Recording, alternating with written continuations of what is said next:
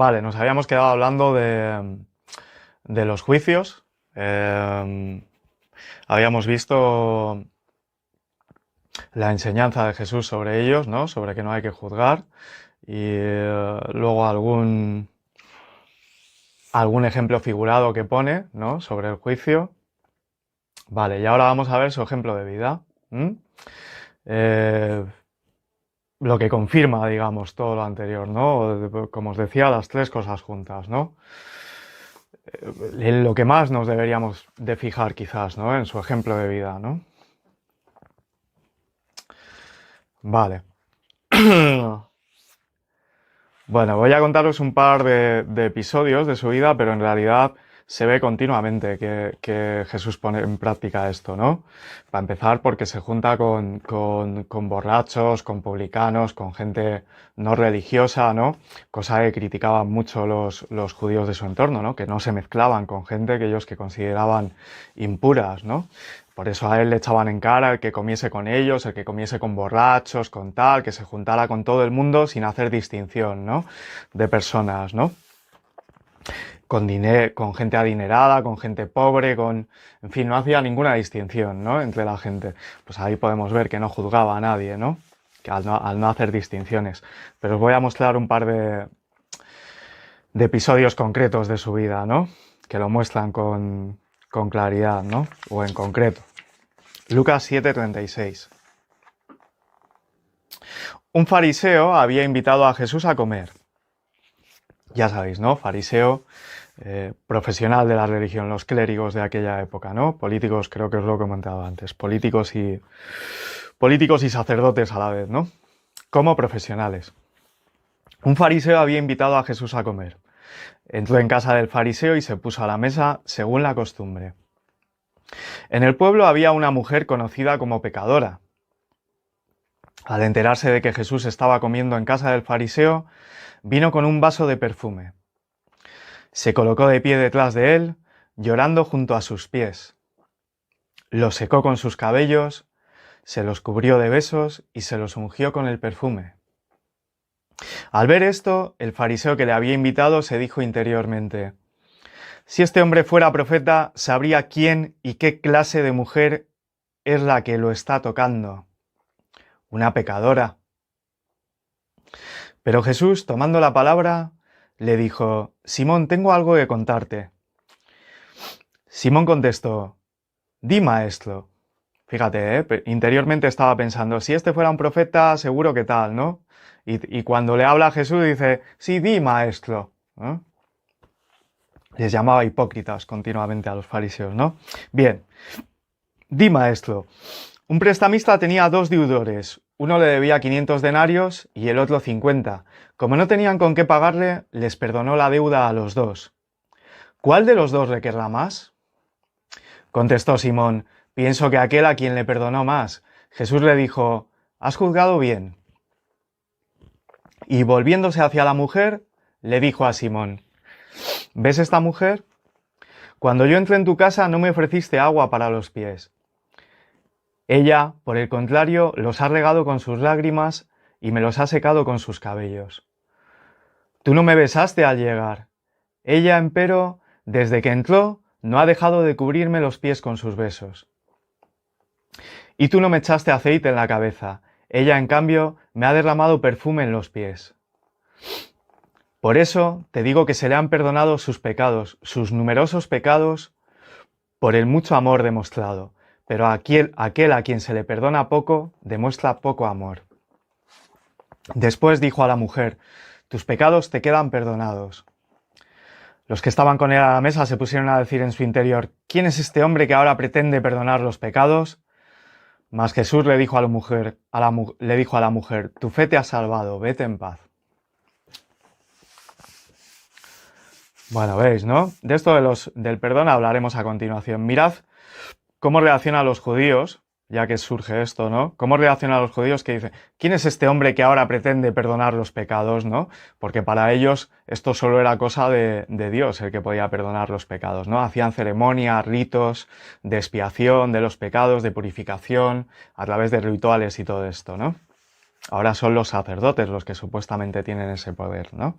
En la Iglesia católica, en las iglesias cristianas, en algunas, porque no todas tienen esta tradición de confesar y perdonar los pecados y tal, según tengo entendido, ¿no? En la Iglesia católica sí.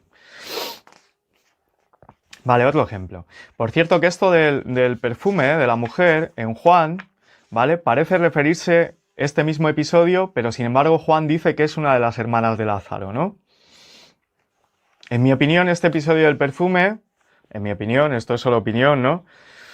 Se refiere a la misma mujer, o puede referirse a la misma mujer que relata en este otro ejemplo, ¿no? Juan habla de ella, esto viene de este que os voy a contar ahora, es de Juan, ¿no? Pero luego cuando habla de la mujer que derrama el perfume y tal, se refiere a una de las hermanas de Lázaro, ¿vale? A Marta o a María, no recuerdo en este momento exacto. Entonces, o bien son episodios distintos, o bien no se refiere a la misma mujer, ¿no? Y ocurre dos veces, o... En fin. María Magdalena es, que es a quien yo creo que se refiere este pasaje, y el otro que os voy a leer, el episodio, queda tapada, bastante tapada en todos los evangelios de la Iglesia, ¿no? En otros no. En otros que la Iglesia no reconoce, se habla de ella como una figura importante, incluso como por eso las teorías que salieron por ahí de María Magdalena y tal, el Código Da Vinci y todo esto, ¿no? Porque hay otros evangelios en los que se pone a María Magdalena como muy posible pareja de Jesús. Por cosas que están escritas que dice, como que la besaba en la boca, como que la amaba más que al resto de los apóstoles y tal, ¿no? Y Lucas, que este que os he leído, es este episodio que os he leído, ¿no? Sobre la mujer que le echa el perfume y tal, parece intentar resaltar, sin que se note mucho, esa importancia de María Magdalena, por varias cosas que comenta sobre ella, ¿no? Sobre ella y sin mencionarla. A veces sin mencionarla, otras veces mencionándola directamente, ¿vale? Bueno, y sin más rollos, me voy al otro ejemplo que os quería comentar, ¿vale? Que es en Juan 8:3. Los maestros de la ley, esto lo habréis oído seguro, los maestros de la ley y los fariseos le trajeron una mujer que había sido sorprendida en adulterio. La colocaron en medio y le dijeron: Maestro, han sorprendido a esta mujer en flagrante adulterio. La ley de Moisés ordena que mujeres como esta deben morir apedreadas. ¿Tú qué dices? Con esto querían ponerlo a prueba para poder acusarlo, para poder decir que iba en contra de la ley de Moisés, ¿vale? Porque realmente iba en contra de la ley de Moisés en muchos aspectos, ¿no? Entonces aquí, la ley de Moisés, como veis, dicen, tiene que morir apedreada, ¿no? Para los que dicen que vino a ratificar la ley antigua, ¿no? La ley de Moisés dice, esta mujer tiene que morir apedreada, la hemos pillado, ¿no? No se escapaba, no había dudas, en flagrante adulterio, infraganti, ¿vale? La habían cogido, ¿no? Entonces, ¿qué hace Jesús ante esta situación? Jesús se inclinó y se puso a escribir en el suelo con el dedo. Como le seguían preguntando, se incorporó y dijo, el que no tenga pecado, que tire la primera piedra. Se inclinó de nuevo y siguió escribiendo en el suelo. Y todos se fueron retirando uno a uno, empezando por los más viejos. Jesús quedó solo con la mujer que seguía de pie en el mismo lugar. Entonces Jesús se incorporó y le dijo, mujer, ¿dónde están? ¿Ninguno te ha condenado? Ella contestó, ninguno, Señor. Jesús le dijo, yo tampoco te condeno, vete y no vuelvas a pecar. Vete y no vuelvas a pecar, ¿no? ¿Veis? No la juzga, no la condena, no la etiqueta, ¿no? Tú eres una tal, tú eres cual, ¿eh? Yo tampoco te condeno, vete y no vuelvas a pecar. Vete y no vuelvas a pecar, no vuelve a hacer lo mismo y vienes el domingo que viene y te confiesas y ya está todo limpio y tal. Bien.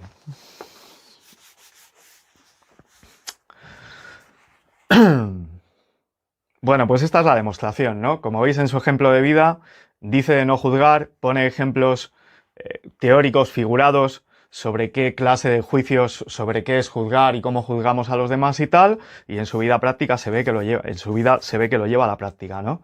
Que él es el ejemplo de sus enseñanzas, ¿vale? No ocurre así con todas. O sea, con todas las auténticas sí. no con todas sus aparentes enseñanzas, porque hay otras que no se le ve viviéndolo, sino que contradicen estas cosas, ¿no? Estas que se le ve viviéndolas, ¿vale? Entonces yo creo que por los juicios está bien, nos vamos al perdón. Vamos a ver el perdón. Vale. ¿Qué nos han explicado sobre el perdón? ¿Cuál es la noción que tenemos sobre el perdón según... Pues lo mismo, ¿no? Según la Iglesia Católica, por lo menos. ¿Eh? ¿Cuál es la idea que tenemos del perdón, no? Pues tenemos entendido que si cometes un pecado o lo que sea, tienes que coger y ir al sacerdote, ¿no? Esta idea que tantos no hemos podido aceptar, ¿no?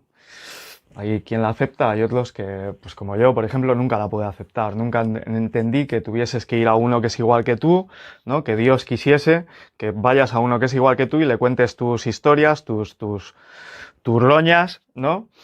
Y para que Él te absuelva de los pecados, ¿no? Y te mande rezar 4 cosas y con eso no ha pasado nada, ¿no? Y así, ese es el sistema que nos han dicho que es para limpiar a uno, para limpiarse de los pecados, ¿no? Fijaos, en el mismo evangelio, ¿no? O sea, después del mismo ejemplo, después de esto que supuestamente dice, yo os digo que todo lo que atéis en la tierra se considerará atado en el cielo, lo que acabamos de decir, en lo que usan para justificar el perdón o no perdonar y tal, ¿no? El perdón de los sacerdotes, vale. Pues supuestamente justo después de eso, viene un episodio, ¿vale? En el que se acerca Pedro a Jesús y le pregunta, Señor, ¿cuántas veces debo perdonar las ofensas de mi hermano? ¿7 veces? Jesús le contestó, no 7 veces, sino 70 veces 7. O sea, siempre, ¿vale? O no, a lo mejor a 491 ya no hay que perdonarle, ¿eh? Vale. Luego le pone un ejemplo, como vamos a ver ahora, ¿no? Esto es casi justo a continuación de lo anterior que os acababa de decir. Entonces, ¿cómo se puede entender que les dé el encargo de perdonar o no perdonar por los pecados si aquí le está diciendo a Pedro que tiene que perdonar siempre? ¿Qué sentido tiene una cosa con la otra? ¿Ves? Estas son las contradicciones entre unas cosas que supuestamente dijo y otras, ¿no? Por eso dicen que es contradictorio el mensaje, ¿no? Vale. Pues pone el ejemplo, pone un ejemplo figurado, ¿vale? Una parábola o ejemplo figurado, en fin, tecnicismos. Vale, después de decirle esto de que tiene que perdonar 70 veces 7, le dice, por cierto, el reino de los cielos es semejante a un rey que resolvió arreglar cuentas con sus empleados. Cuando estaba empezando a hacerlo, le trajeron a uno que debía 10 millones de monedas de oro. Como el hombre no tenía para pagar, el rey dispuso que fuera vendido como esclavo junto con su mujer y sus hijos y todas sus cosas para pagar la deuda. El empleado se arrojó a los pies del rey suplicándole, «Ten paciencia conmigo y yo te pagaré todo». El rey se compadeció y no solo lo dejó libre, sino que además le perdonó la deuda. Pero apenas salió el empleado de la presencia del rey, se encontró con uno de sus compañeros que le debía 100 monedas. Lo agarró del cuello y le gritaba apretándole, «¡Págame lo que me debes!». El compañero se echó a sus pies y le rogaba, «Ten un poco de paciencia conmigo y te pagaré todo». Pero el otro no aceptó, sino que lo mandó a la cárcel hasta que le pagara toda la deuda. Los compañeros, testigos de la escena, quedaron muy molestos y fueron a contarle todo a su señor. Entonces el señor hizo llamar al empleado y le dijo, «Siervo malo, yo te perdoné todo lo que me debías en cuanto me lo suplicaste. ¿No debías haberte compadecido tú de tu compañero como yo me compadecí de ti?». Y se enfureció tanto el señor que lo entregó a la justicia hasta que pagara toda la deuda. Y Jesús terminó con estas palabras, «Así hará mi Padre Celestial con vosotros si no perdonáis de corazón a vuestros hermanos». Bueno, hemos visto sobre la cantidad de veces que dice que hay que perdonar, ¿no? O sea, que hay que perdonar siempre, ¿vale? Y un ejemplo figurado, ¿no? De que si no perdona, ¿ves? El siervo, él es perdonado, ¿no? Pero no perdona al otro, pues entonces como que le retira el perdón el padre, ¿no? Vale. Pero le perdona en un principio, ¿no? Vale.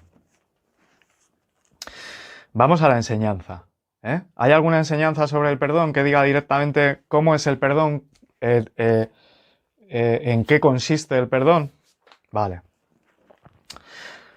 En Mateo 6:14, justo después de recitar el Padre Nuestro, ¿vale? Que en el Padre Nuestro se dice, perdona nuestras deudas como también nosotros perdonamos a nuestros deudores, ¿no? Pues Jesús aclara, justo a continuación, está claro que si vosotros perdonáis las ofensas de los hombres, también el Padre Celestial os perdonará a vosotros. En cambio, si no perdonáis las ofensas de los hombres, tampoco el Padre os perdonará a vosotros. Está claro que si vosotros perdonáis las ofensas de los hombres, también el Padre Celestial os perdonará a vosotros. Punto.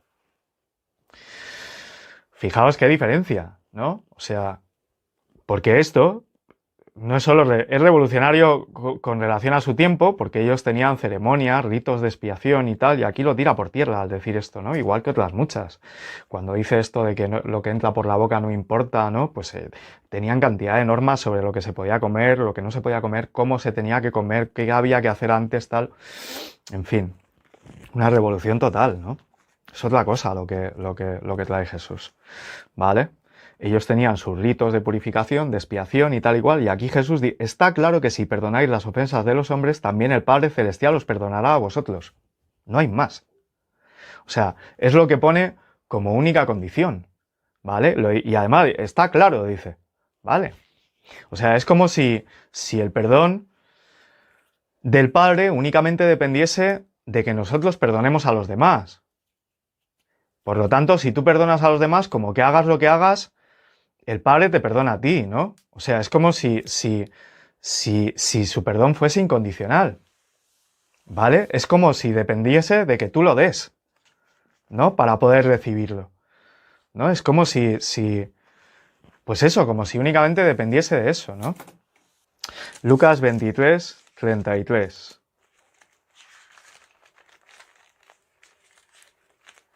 Cuando estaba en la cruz. Después de haber pasado el calvario, de las torturas, de que le escupan, de que le inflen a latigazos, le peguen, se burlen.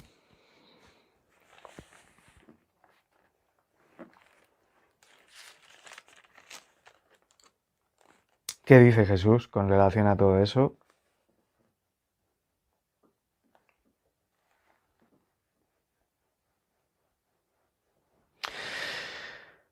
Jesús decía, Padre, perdónalos porque no saben lo que hacen.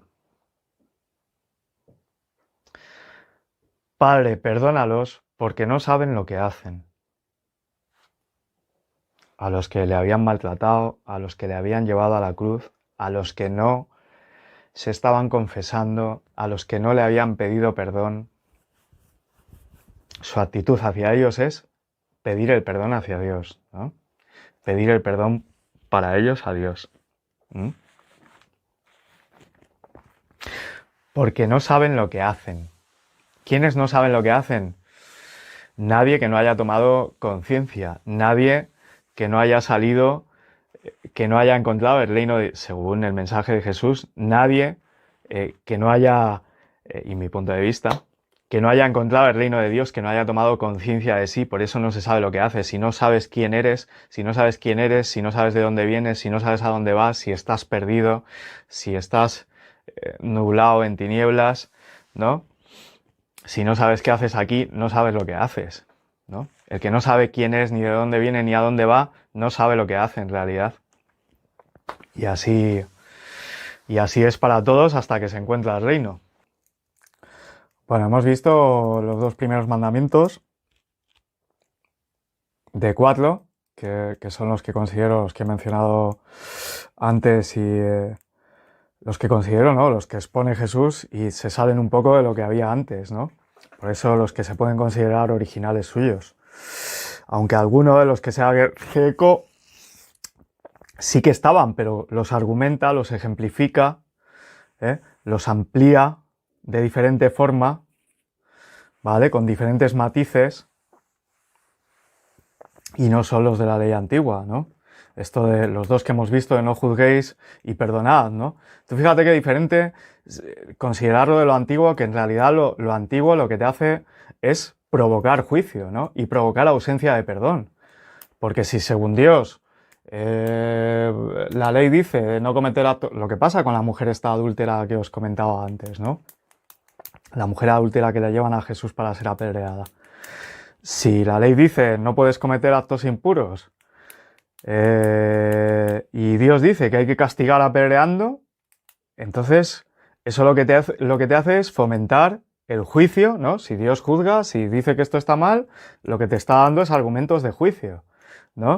Y de ausencia de perdón, porque si dice que hay que morir apedreada, pues ya está. En realidad es una ley que instiga a juzgar y a no perdonar. Pues si Dios no perdona, si Dios dice que hay que apedrear, ¿no? ¿Qué vas a perdonar tú? ¿No? Pues fijaros qué diferente con lo que dice Jesús, ¿no? ¿Cómo puede ser que se considere que esto es como lo anterior, ¿no? Cuando en realidad si pones en práctica lo de Jesús, lo que te lleva es a la introspección encima, ¿no? A mirarte dentro, ¿no? El no juzgar y el perdonar.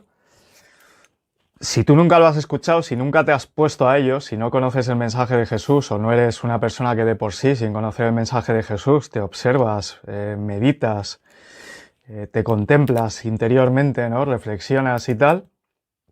Si no lo haces por ti mismo, que has así un poco al tun, ¿no? Como se va tanto hoy en día, ¿no? Que eres de acción, que paras poco, contemplas poco, te estás quieto poco, ¿no? Que no tienes supuestamente tiempo para mirarte dentro, pues si pones en práctica el mensaje de Jesús y no eres una persona contemplativa de por sí, por otras causas, ¿no? Si no lo has sido nunca, lo que te hace es que empieces a ver esas cosas en ti, ¿no? Que empieces a observar la cantidad de veces que juzgamos a lo largo del día, ¿no? A los demás, ¿no? Cómo continuamente estás juzgando a este, al otro, al de la moto, pum, pum. Eso lo hacemos todos, ¿eh? Todo el que no está en ello, ¿no? O hacia cuántas personas tiene rencor, ¿no? Si Jesús dice que hay que perdonar, que tiene por ahí algo que no he citado hablando del perdón, ¿no? Pero dice que cuando vayas a presentar tu ofrenda, otra parábola de la que habla, cuando vayas o enseñanza, como se quiera tomar, que cuando vayas a presentar tu ofrenda, ¿no? Te encargues de hacer antes las paces con tu hermano, ¿no? Que si tu hermano tiene alguna queja contra ti, ve y antes haz las paces con tu hermano, ¿no? Si tiene una queja real contra ti, se supone, ¿no? De algo que le has ofendido o él te ha ofendido a ti, en fin, habla de solucionarlo antes, ¿no? Entonces, si tú te vuelves consciente sobre eso, si intentas buscar, ¿no? Pues lo que ves es la cantidad de veces que juzgas, hacia quién guardar rencores, ¿no? Que eso es el síntoma de que a alguien no le tienes perdonado, ¿no? Porque tienes rencor hacia él, ¿no? Y eso, al acordarte de esa persona y sin que te acuerdes, surge, ¿no? Si estás observándote, surgen esas cosas, surge hacia quién tienes rencores, a quién no tienes perdonado y tal, ¿no? Pues fijaros qué diferente. De unos mandamientos que se supone no, que si los tienes en cuenta, lo que te incitan es a juzgar y a no perdonar, pues si Dios no perdona, ¿para qué voy a perdonar yo? Si él si les va a enviar al infierno eterno, pues fíjate, si es peor que yo. ¿Vale? A todo lo contrario, ¿no? A eliminar completamente los juicios y el rencor, ¿no? A perdonar a todo el mundo y eliminar completamente los juicios sobre cualquier cosa, ¿no? Pues fíjate qué diferente, ¿vale? Entonces, esto es lo que os decía antes de la similitud con lo oriental, ¿vale? Que te lleva en realidad un estado contemplativo hacia tu interior, ¿no? Hacia estos dos mandamientos de no juzguéis y perdonad, te llevan a contemplar tu estado interno, digamos, tu funcionamiento mental interno, ¿vale? Normalmente inconsciente, o que no se le da valor, ¿no? Que se tiene como algo normal, el tener rencor a aquel, al otro, el juzgar continuamente, ¿no? Vale, pues hace que observes todo eso y ahora nos vamos a los otros dos mandamientos que son más hacia la acción, hacia tu comportamiento, hacia el exterior, ¿vale? Que son amar a tu prójimo, aunque Jesús da uno nuevo, que se cita en Juan, que dice amaos como yo os he amado, amaos los unos a los otros como yo os he amado, ¿vale? Entonces eso ya es otro cantar, porque él ama como ama él. Es un poco fuera de nuestro alcance, en nuestro estado cotidiano, amar como ama Jesús, ahora veremos. Y sed perfectos, ¿no? Dos nos llevan hacia la introspección y estos dos nos llevan a la acción correcta, digamos, ¿no? Vale. Sobre amor al prójimo, a mí me gusta mucho como se dice en el Evangelio de Tomás, ¿eh? Que son palabras de Jesús, aunque se diga en el Evangelio de Tomás, no es que lo diga Tomás, ¿eh? Es lo que dice Jesús según Tomás, ¿vale? Y dice, el punto 25 del Evangelio de Tomás, ama a tu hermano como a tu alma, protégele como a la pupila de tu ojo. ¿Mm? Ama a tu hermano como a tu alma, protégele como a la pupila de tu ojo. Bonito, ¿no? Un poeta, el maestro. Un poeta. Sus palabras auténticas siempre, además, son... O hay muchas, porque luego hay otras que son más metafísicas, digamos, o místicas, o que son así como que se van un poco, pero hay muchas que son muy poéticas, ¿no? Como musicales, ¿no? Como bellas, bonitas, ¿no? Cuando son suyas. ¿No? Habla de forma sencilla, ¿no? No se mete en rollos doctrinales ni cosas así, ¿no? Habla de forma completamente sencilla que todo el mundo le pueda entender siempre, ¿no? Vale. Este es sobre el amor al prójimo. No hay mucho que decir. No hay mucho que decir sobre el amor, lo que podemos entender como amor, ¿no? Solo que él dice de amar a todos. Esa es la diferencia, ¿no? Por ejemplo, en el capítulo 7, versículo 12 del Evangelio de Mateo, ¿vale? Fijaos lo que dice aquí, ¿no? En una palabra, todo lo que desearíais de los demás, hacedlo con ellos. Ahí está toda la Biblia. O sea, aquí, para los que se vayan a lo antiguo y tal, aquí en esta frase resume todas las escrituras. Diciendo, todo lo que desearíais de los demás, hacedlo con ellos. Ahí está toda la Biblia. En otro punto dice, en otro evangelio dice, en esto se fundamentan toda la ley y los profetas. Vale, pues ahí dice que en eso resume él toda la ley antigua, todo lo importante para él, porque ya vemos que va transformando las cosas, ¿no? Aunque luego os leeré en un punto en el que dice que cambie solamente una coma de la ley y tal, es porque en realidad a los que les está diciendo eso se les exige todavía más, ¿no? Entonces se entiende que no incurres en ningún defecto de los de la ley antigua. En fin, que me lío, que me enrollo. Todo lo que desearíais de los demás, hacedlo para con ellos. Esto es lo que se entiende como la regla de oro. Y esto es el amor que podemos entender humano, ¿no? El mandamiento de amar a tu prójimo como a ti mismo, ¿vale? Bien. Si nos vamos a ver un poco cómo es el amor de Jesús, por eso cuando os digo que amaos como yo os he amado, vale, nos vamos a Mateo 5:38 y se dice, en palabras de Jesús, esto es como lo que vimos antes se dijo a vuestros antepasados, no matarás, de hecho viene un poco después. Vale.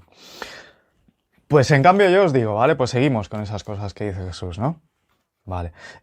Para que veáis un poco cómo es el amor cuando Él dice, amaos como yo os he amado, y cómo es el amor al que Él se refiere, ¿no? La forma de amor que Él dice cuando tenemos que amarnos los unos a los otros, ¿vale? Bien, Mateo 5:38. También se dijo, ojo por ojo y diente por diente. Esta es la ley antigua, ¿vale? En cambio yo os digo, no resistáis al que os ofenda. Presenta la mejilla izquierda al que te abofetea a la derecha. Presenta la mejilla izquierda al que te abofetea a la derecha. Y al que te quiera armar pleito por la túnica, dale también el manto. Si alguien te obliga a llevarle la carga una milla, llévasela el doble más lejos. Dale al que te pide y no vuelvas la espalda al que te solicite algo prestado. Pues como el perdón sin medida, ¿no? Seguimos. Se dijo a sí mismo, Ama a tu prójimo y guarda rencor al enemigo. Ley antigua. Ama a tu prójimo y guarda rencor al enemigo. Fijaos qué diferencia con lo de perdonar siempre que dice él, ¿no? Guarda rencor al enemigo y él dice perdona siempre.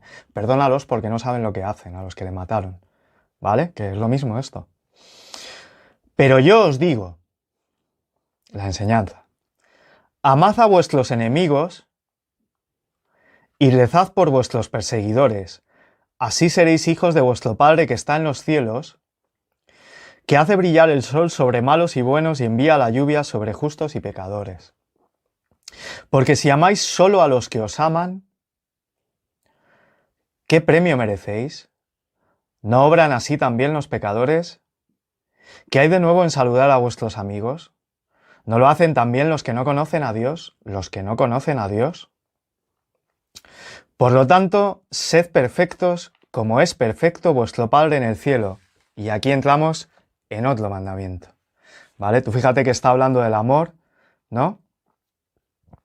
Y termina diciendo, por lo tanto, sed perfectos como es perfecto vuestro Padre en el cielo. ¿Y perfecto a qué se está refiriendo cuando continúa esto hablando del amor, ¿no? A un amor completamente ilimitado, ¿no? Sin medida, sin juzgar, sin diferenciar, ¿no? Como una flor que florece y da a todo el mundo, ¿no? Pues así, ¿no? Sin juzgar. ¿Mm?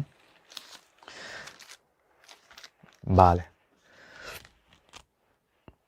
Y ahondando en este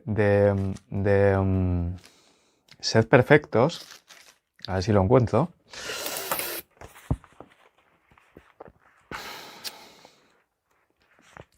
Porque hay un momento en el que ahí lo dice relacionado con el amor, ¿no? Pero hay otro momento en el que no lo relaciona con el amor, ¿no? Sino que... vale. En Mateo 5:17, pues si lo tenía delante, ¿cómo no lo veo? En Mateo 5:17.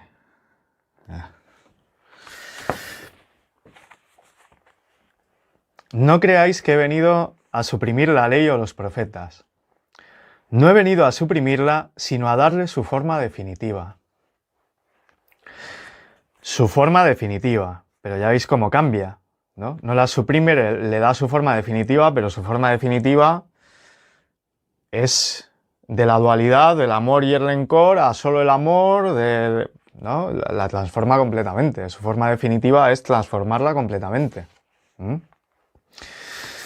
Os aseguro que antes cambiarán el cielo y la tierra que una coma de la ley. Por lo tanto, el que deje de cumplir uno de los mandamientos de la ley, por insignificante que parezca, y enseña a los hombres a desobedecerlo, será el más pequeño en el reino de los cielos.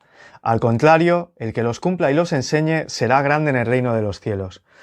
Porque os digo que si vuestra vida no es más perfecta que la de los maestros de la ley y los fariseos, no entraréis al reino de Dios. Vale, y no voy a entrar en explicaciones sobre esto, ¿no? Tan solo decir aquí, cuando dice que no hay que anular la ley y todo esto, ¿no? Pero fijaos lo que os dice, si vuestra vida no es más perfecta, y más perfecta... Venga, luego profundizo más en esto. Es que de estos dos mandamientos del amor y de la perfección hay matices después, ¿vale? Pero no a priori, hay matices para sus discípulos, sus llamados o sus convertidos a discípulos. Para todos los demás, para empezar, el camino es amaos los unos a los otros y sed perfectos. Intentarlo, es todo un intento. Jesús no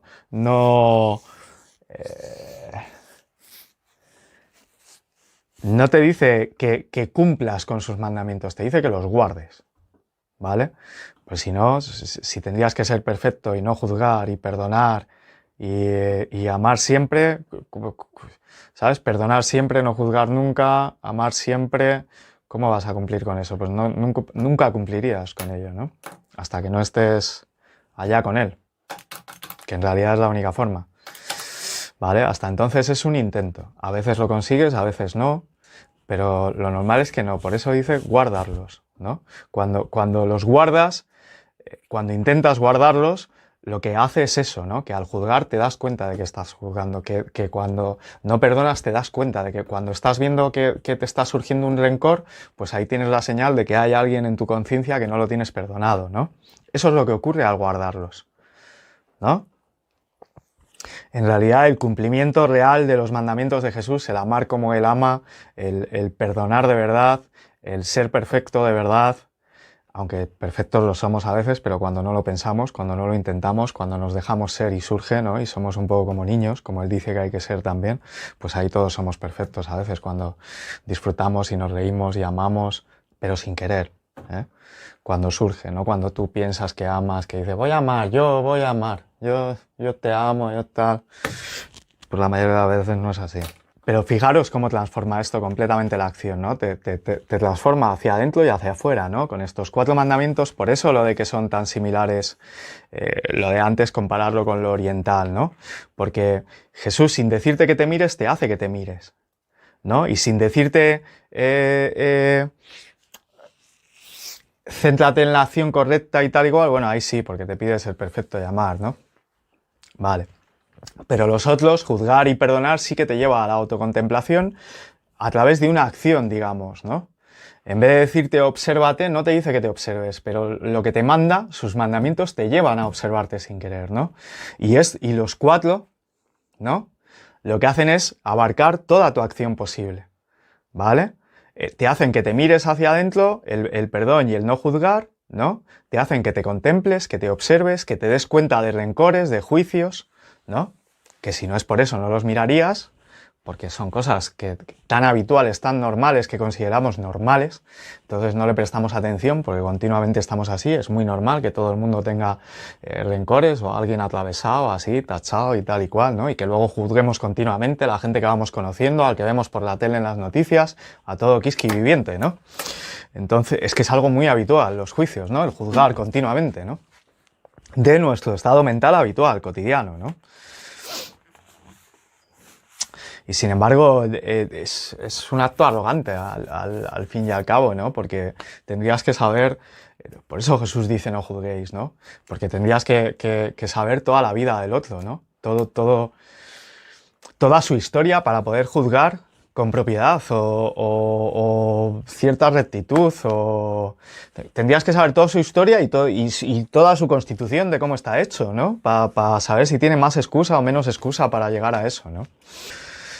Pues Jesús te lleva a eso, ¿no? Y con toda la razón, a la ausencia de juicios, a que te observes, y luego en la acción hacia afuera, cuando es sobre las personas, con las personas a que les ames, ¿no? Lo que te hace también fijarte en si amas o si no amas, y marca un punto de actuación, digamos, ¿no? Un marco para cómo te tienes que comportar. Cuando te sales de eso te darás cuenta también, ¿no? Si intentas guardar su mandamiento, ¿vale?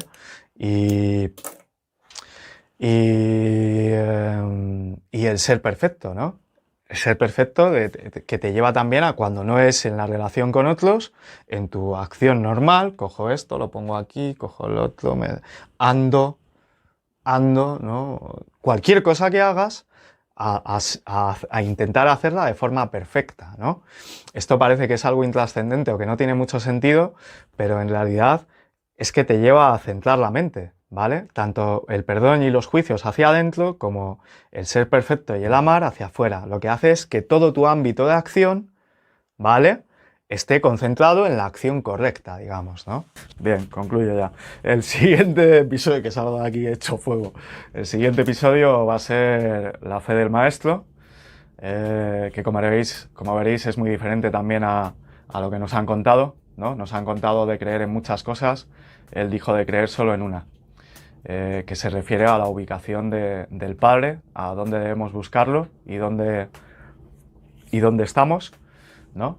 Y lo que provoca es una apertura en nuestra mente para digamos, que seamos capaces de recibir ese reino de Dios, ¿vale? Pues lo que hace es expresar lo que es ese reino de Dios desde la teoría, porque para saber lo que es hay que llegar a conocerlo, ¿no?